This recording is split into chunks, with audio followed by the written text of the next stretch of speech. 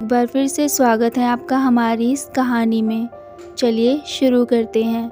गुस्से में बोले गए शब्द अक्सर दूसरों को दुख पहुंचाते हैं। गुस्से की वजह से हमारी सोचने समझने की शक्ति कमज़ोर हो जाती है। इसी वजह से काफ़ी लोग गुस्से में ऐसे शब्द बोल देते हैं जिनके लिए बाद में पछतावा होता है, लेकिन मुंह से बोले गए शब्द वापस नहीं आते हैं। इसीलिए बोलते समय बहुत सतर्क रहना चाहिए। कथा के अनुसार पुराने समय में एक संत रोज अपने शिष्यों को और अन्य लोगों को उपदेश देते थे। गांव के अधिकतर लोग संत का बहुत सम्मान करते थे, लेकिन कुछ ऐसे भी थे जो संत को पसंद नहीं करते थे।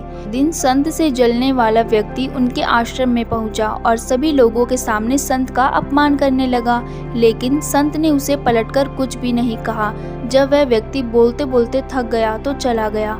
गांव के लोग ये देखकर बहुत दुखी थे। संत ने अपना प्रवचन फिर से शुरू किया। जब वह व्यक्ति अपने घर पहुंचा तो उसे अपनी गलती का एहसास हुआ। वह अगले दिन संत के आश्रम पहुंचा और उनसे माफी मांगने लगा। संत ने उससे कहा कि एक काम करो, आश्रम में कई पक्षियों के पंख बिखरे हुए हैं, उन्हें इकट्ठा करके यहाँ ले आओ। उस व्यक्ति ने तुरंत ये काम शुरू कर दिया। कुछ देर बाद वह पंख लेकर आ गया। संत ने उससे कहा कि अब ये पंख अपने नगर के बीच में रख आओ। वह व्यक्ति संत की आज्ञा मानकर नगर के बीच में पहुंचा और सभी पंख रखकर संत के पास पहुंच गया। संत ने उससे फिर कहा कि अब एक और अंतिम काम कर दो, वे सारे पंख वापस लेकर आ जाओ। जब वह व्यक्ति नगर के बीच में पहुंचा तो वहां रखे सभी पंख उड़कर इधर उधर फैल गए थे। सभी पंखों को इकट्ठा कर पाना उसके लिए बहुत मुश्किल था। वह खाली हाथ ही संत के पास पहुंचा और पूरी बात बता दी।